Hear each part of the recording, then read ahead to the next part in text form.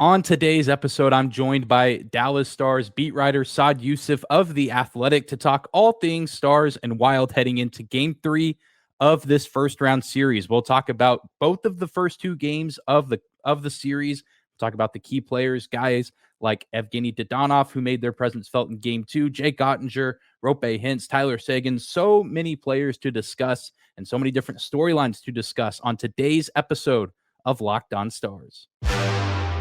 Your Locked On Stars, your daily podcast on the Dallas Stars. Part of the Locked On Podcast Network. Your team every day.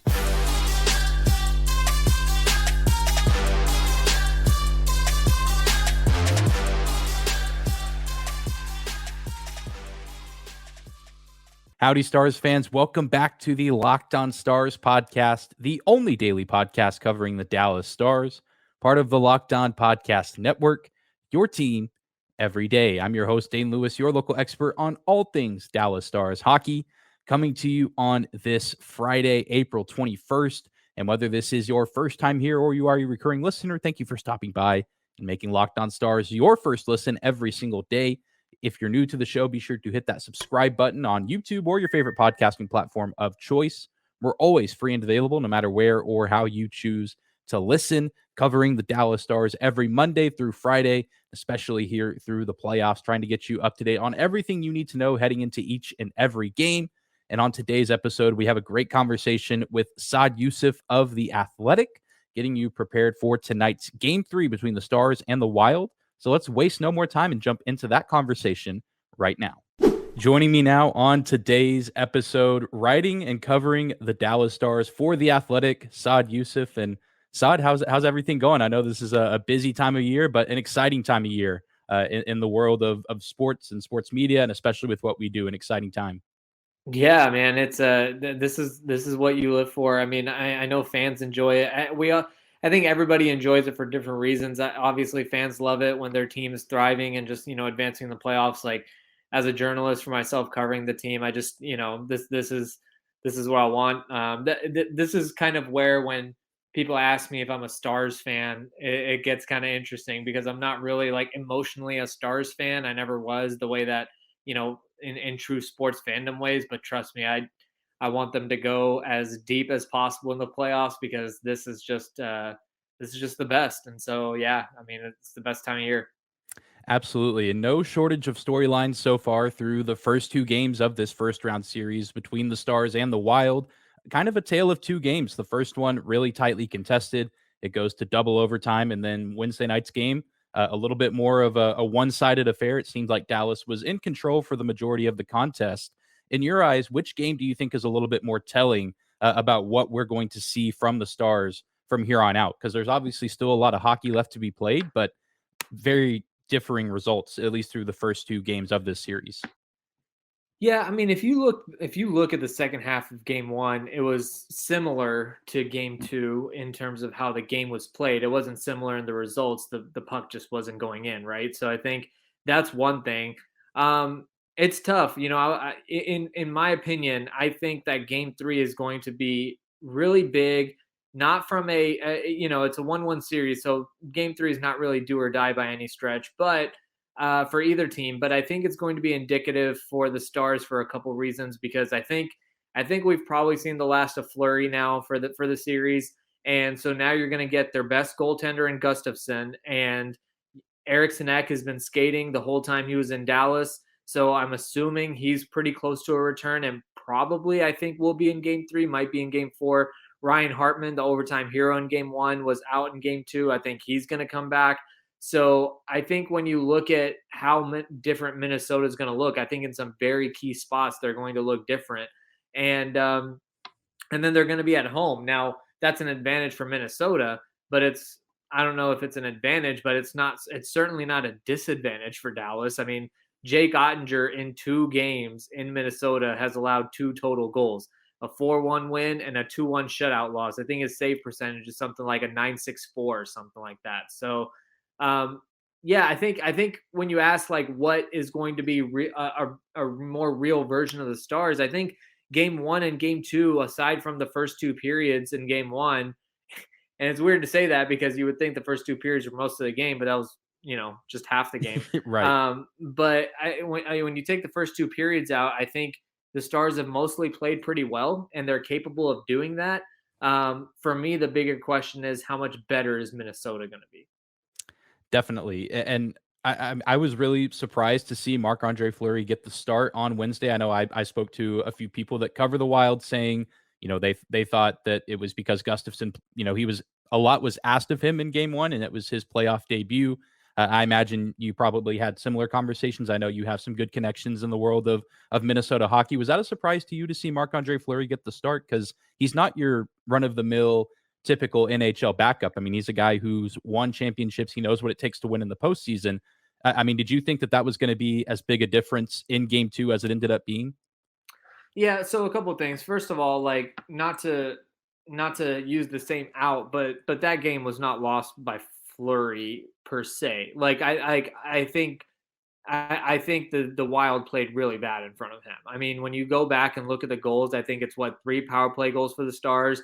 The shorty was an uncontested breakaway. Hintz had another breakaway at 5-on-5. Like when you go back and just look at it, like I mean, again, that's 3 power play goals, 2 Hintz breakaways. That's 5 out of the 7 goals right there, right? So I and so I think I don't know that it was lost by Flurry alone. The decision was very surprising because I understand the game that Gustafson had and how long it was, but I would have been less surprised if Flurry had that game and they went to Gustafson because Flurry's the old guy. Like Gustafson's 24, Jake is 24, Jake Ottinger's 24, and he was doing this in Calgary last year for 7 straight games. He did it again now.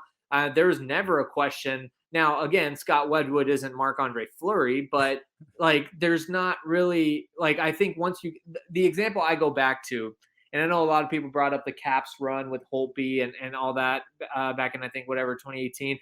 But from a star standpoint, you go back to 2019. Ben Bishop and Anton Hudobin both had phenomenal years. Ben Bishop was a little injury prone and was hurt later in the year. Anton Hudobin was great. When the playoffs started, there was no going back and forth. It was Ben Bishop all the way.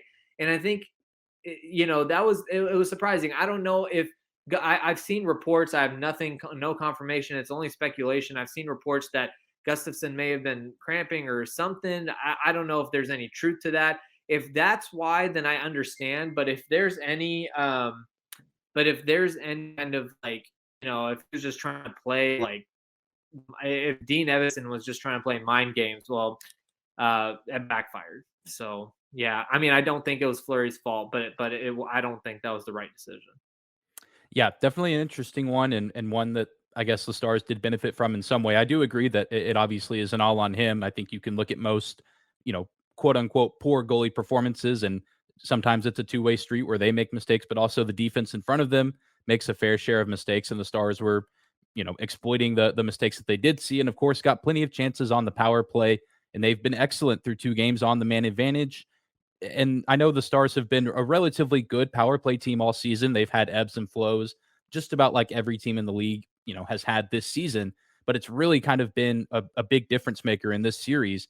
Do you think that that's more a testament to the Stars really clicking, or maybe Minnesota lacking a little bit on the penalty kill? I know they're missing a few key players, and obviously it's difficult to defend a power play that has, especially that top unit, whether it's Sagan or Pavelski in there, those guys, and then the other four. I mean, that's a tough out every single time. So do you see that more the Stars clicking at the right time, or is it a little bit of a lacking standpoint from Minnesota?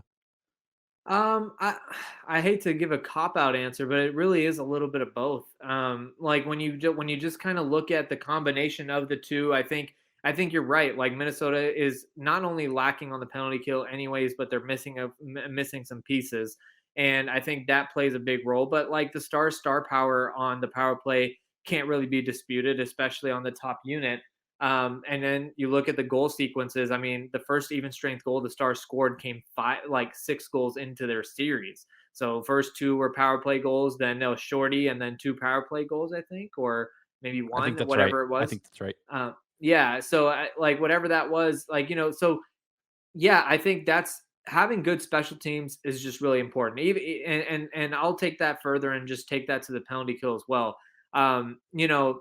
This week has been interesting for me because I've had just, probably the craziest barrage on Twitter that I've probably had since I started covering the team. And it's come from mostly Wild fans, but also like Stars fans because Stars fans have been really unhappy with the way that the games are being called. Look, I'm not going to sit here and complain about the officials. Stars fans can talk about whatever in terms of like, calls missed or soft calls or whatever. Minnesota's talking about the same thing. The Wild fans are saying the same thing. So how do you combat that? You have to be really good on special teams because there's going to be a call made against you that you're going to think is soft. Well, the way you compensate for that is a badass penalty kill. And you're going to get opportunities that you probably shouldn't have gotten. That happened a couple of times yesterday, by the way, in which the Stars scored, where they got some soft calls in favor of them and they scored on the power play. So I'm not, when I say like it's all about, first of all, the first thing you do is try to stay disciplined, try to draw penalties. Okay, that's fine.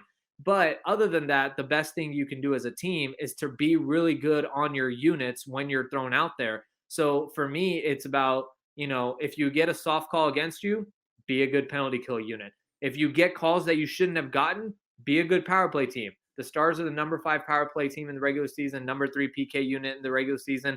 That's huge, and I think that plays a big role. More from Saad Yousuf in a second, but first, I got to let you know that today's episode is brought to you by our friends at eBay Motors. For a championship team, it's all about making sure every player is a perfect fit. It's the same when it comes to your vehicle. Every part needs to fit just right. So the next time you need parts and accessories, head to eBay Motors. With the eBay Guaranteed Fit, you can be sure every part you need fits just right the first time around. Just add your ride to my garage and look for the green check to know the part will fit or your money back. Because just like sports, confidence is the name of the game. And when you shop on eBay Motors, it's just that. And with over 122 million parts to choose from, you'll be back in the game in no time. After all, it's easy to bring home a win when the right parts are guaranteed. Get the right parts, get the right fit, and the right prices on ebaymotors.com. Let's ride. Eligible items only. Exclusions apply. Definitely. And it's said all the time that teams that win playoff series typically have strong goaltending and strong special teams. It seems like the Stars have a healthy dose of both through both games. And a big part of that has been Tyler Seguin stepping up on the power play. He gets that Joe Pavelski-esque goal on the power play, kind of the tip in deflection, which was really cool to see as he's filling in for him on that top line.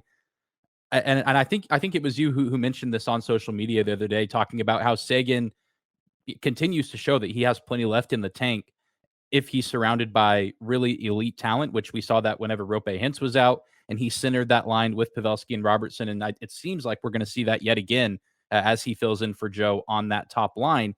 And so we'll continue to talk about the playoffs, but I want to take a little bit of a sidestep.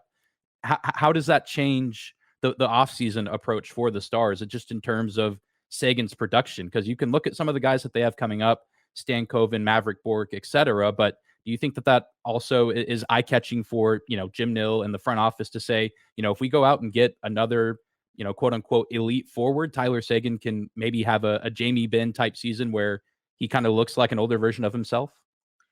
Well, I mean, Jamie Benn looks like an older version of himself because of one of those internal upgrades. So I wouldn't rule out the fact that Stankoven can play the Wyatt Johnston role for Seguin, or Maverick Bork as well. Although I think Maverick Bork is probably going to take another year of seasoning in Cedar Park, at least at the beginning. I think he'll be he's not even a call-up option right now because he's just in his development phase, but I think he can be next year where he starts in Cedar Park, but is first man up kind of. Yeah. Kind of the way Harley was this year. I think Maverick has that kind of year. Whereas I think Logan makes the team outright out of camp. And I think he can play that role for Tyler. And, with Seguin, the other thing is you have options. Maverick might be an option. Logan could be an option. Those are two internal guys. If you keep Dadonov on the third line and you want to bring him back, maybe you keep him on the third line with Johnston and Benn.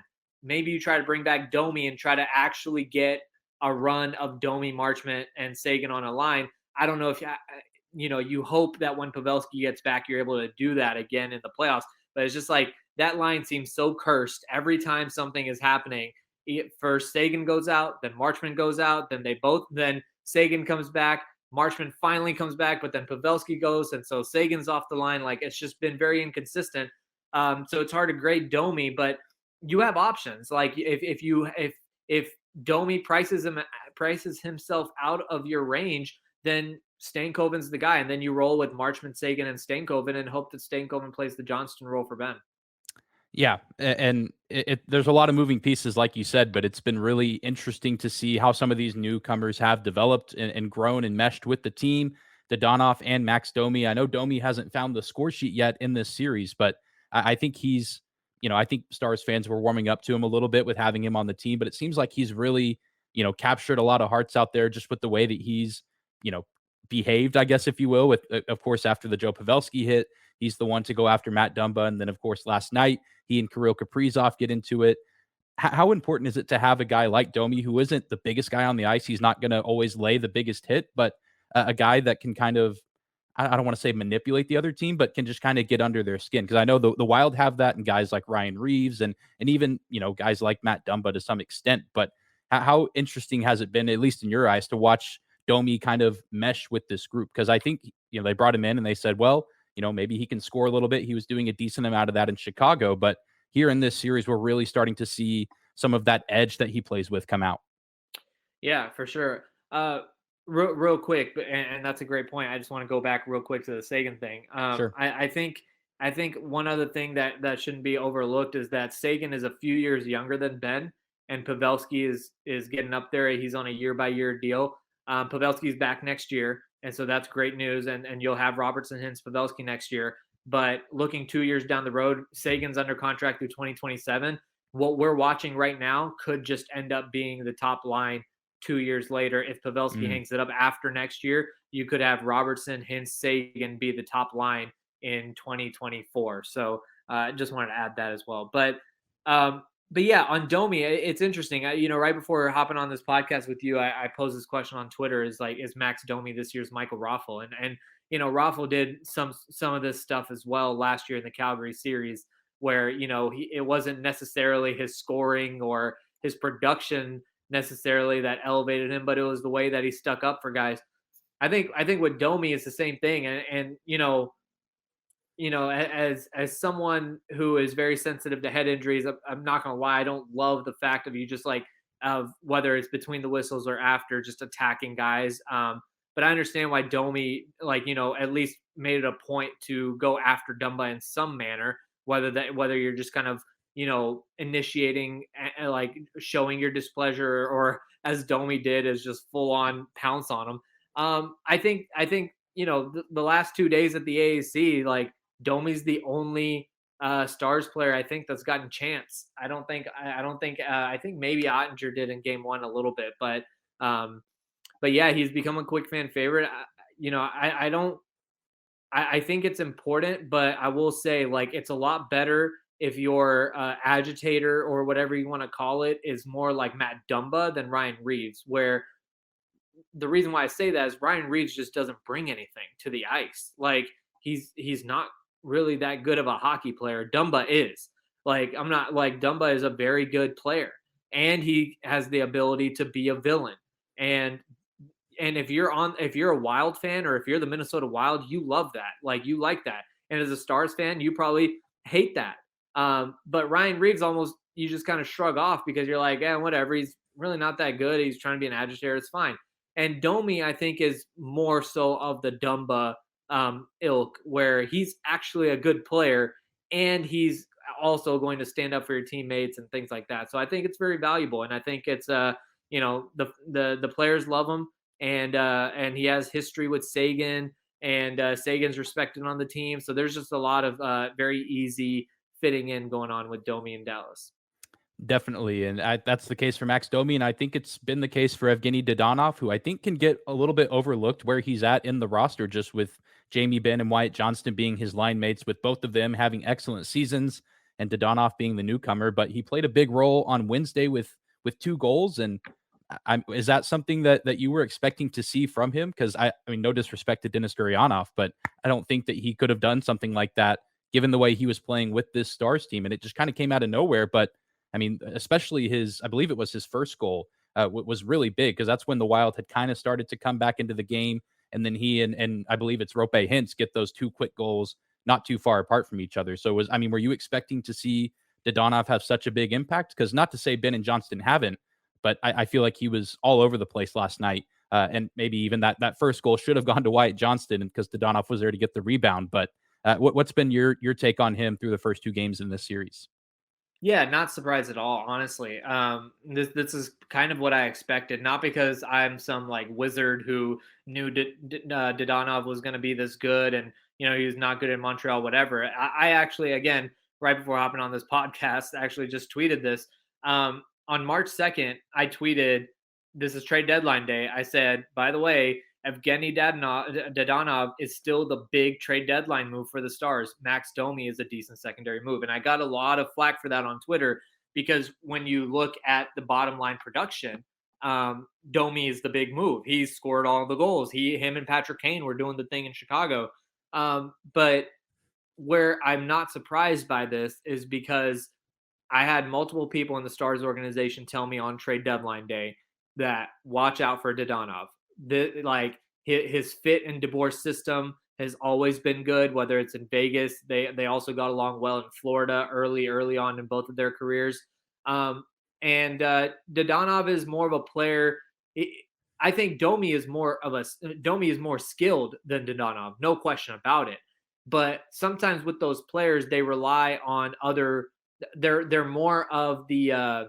We talk about line drivers and line fits, kind of like what we were talking about with Sagan, where Sagan has now become more of a line fit guy, where he used to be a line driver guy. Dodonov is a line fit guy. He's not going to drive a line. He's not going to be the reason why your line is good, but he'll also fit in most situations. Ty Dellandrea is a similar way. So Dodonov, his success isn't really surprising to me because, I was kind of on alert for that ever since he got acquired.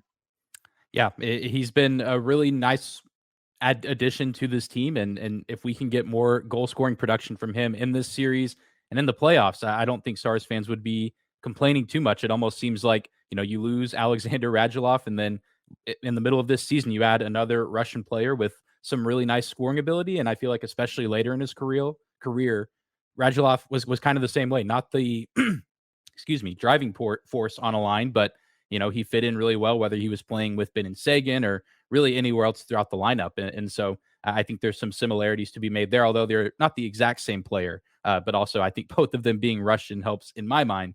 And of course, game 3 coming up here in Minnesota, the Stars first time on the road in the playoffs. And I feel like that can be a little bit of a daunting task, but the playoffs so far this, through 2 days for just about every team have been really weird, where a lot of the home teams or the teams with home ice have lost game 1 or at least lost some game. We saw Boston lose out east of Florida in game 2.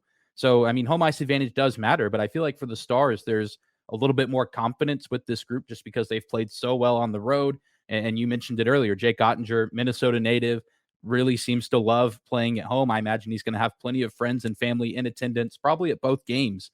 What are your expectations for this team on the road? Because it seems like they have the momentum. They played really well in the third period and in overtime in game 1. Just a fortunate carom for the Wild to set up Ryan Hartman on that goal, but then a pretty dominant performance in game 2. So how does that momentum factor in? With everything else, that the Stars have been such a good team on the road, and they have a goalie who plays well on the road, but especially, it's a road game, but I feel like for Jake, that's not what he's thinking about. No, he's not. But and I hate to be, I hate to be killjoy here, but I'm just going to keep it real. The Wild are in the position they wanted to be in right now. I know they're coming off of a 7-3 loss, but they did get a split in Dallas. That can't be lost on Stars fans or Wild fans, that the Stars, as confident as you might be in their play and the way that they played in the second half of game 1 and in game 2, it's the Wild that have the upper hand in the results because as a road team, if you go up 2-0 on the road, that's great, but really you're just hoping for a split, and the Wild got that split. So first of all, they're playing from ahead right now. Secondly, as I mentioned, I think they're going to look like a different team, and I think Wild fans and the Wild in general, I think one thing that they got is, first of all, confirmation on their goaltending situation. Dean Evison cannot go back to Fleury. Gustafsson has to be, and if Fleury just has a decent performance, or if the Stars don't put up a full touchdown and extra point on them, maybe they keep trying to rotate guys. But now you're going to get their best goaltender the rest of the way in Gustafson.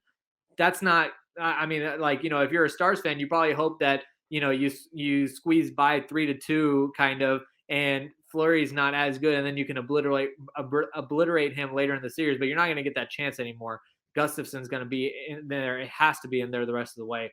And then on top of that, like I said, Eriksson Ek is just a huge, huge difference. I mean, that's one of the best defensive forwards in the NHL, and you're without one of your best offensive players, your third leading scorer. So, what am I expecting? I almost expect the two teams to look very different. Like I think Jake is going to look good because you look at his 2 games in Minnesota, two goals allowed in 2 games. I think he'll look fine, but I think overall the team is going to have to do a lot of adjustment.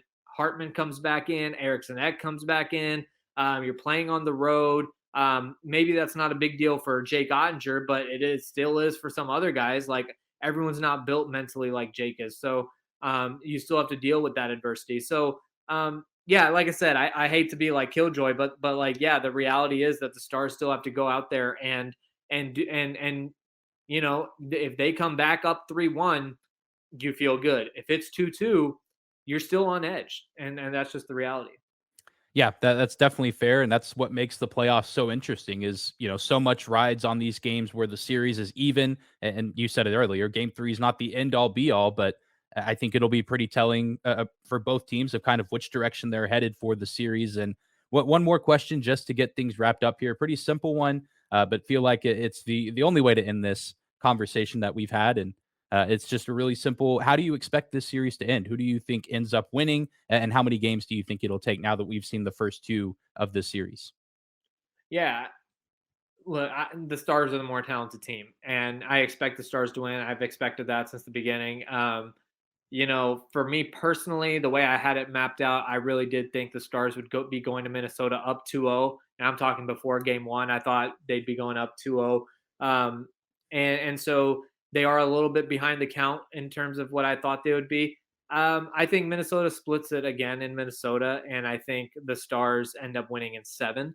I do think it goes the distance, though, because I think, I don't know how game 5 or 6 go, but I do know that, for a team like the Wild, who are as, first of all, as a sidebar, Kirill Kaprizov is just ridiculous. I mean, he is so fun to watch. It's very Nathan McKinnon vibes sometimes. Like, I was watching a lot of Colorado down the stretch for obvious reasons. And for me, it's just like when he's just dancing through, like, it's like the Stars can't even touch him. He's just like, and unfortunately, like, I've gotten a lot of this, like, I hate the dirty cross checks that have been put on him from Ryan Suter and things like that. There's no place for that in the game. And it seems like the Stars haven't been able to really, within the rules and legally, really disrupt him too much. I mean, he got a game misconduct yesterday, but like so did half the team, but Right. or half the players on the ice. But I think Kaprizov has been really impressive, and when you have a superstar like that, and I just don't think that the Stars are going to win this in 5. I think they win it in 6, maybe, but I could see them winning it in 7 as well. Definitely. It's going to be interesting to see how everything unfolds from here on out. Been a great series so far, and certainly no love lost between these 2 division rivals. And have a little bit of a hunch that, whoever wins the series has a good chance to go a pretty long way. And that's just kind of the nature of the beast with how the playoffs are set up with the 2 and 3 seeds in each division going up against one another. But I think that could be the case in the Pacific as well. But Saad, thank you so much for hopping on today. If you want to take a moment, and I know a lot of people are familiar with your work on social media and on The Athletic, but if there's anything you want to plug and let the people know about, now's a great chance to do that too, so they can know what you have coming up here throughout the playoffs. Yeah, I mean, just on at The Athletic, obviously, and then also on Twitter, Saad Yousuf 126. But yeah, I'm excited. There's a few things that we do have kind of, coming, depending on results, of course. So I don't want to like Right. get ahead of myself there. But but yeah, there's definitely a few things that I'm excited about, and really the bottom line is I think for me it's the day-to-day coverage, and I think in the playoffs more than ever that's the most important thing. And like I'll be on the road, I'll be at home like every practice. So yeah, if you basically want the most comprehensive coverage, I would encourage just following along. Absolutely. And I know a lot of Stars fans already do that, but hopefully there will be a few more headed your way as the fan base continues to seemingly grow during times like this in the postseason. But Saad, thank you so much again. And hopefully, if the Stars continue this playoff run, we'll have to have you back on again sometime soon. Yeah, for sure, anytime. Thank you again to Saad Yousuf for hopping on today's episode. Always appreciate his insight all season long whenever we've had him on as a guest, and especially now here in the playoffs. I hope you guys enjoyed today's episode. Let me know in the comments down below if you enjoyed it and who else you'd like to potentially see as a guest here on Locked On Stars throughout the postseason. Certainly, we'll be looking to have a few more guests on as well as we continue to cover this series between the Stars and the Wild, and hopefully even beyond that.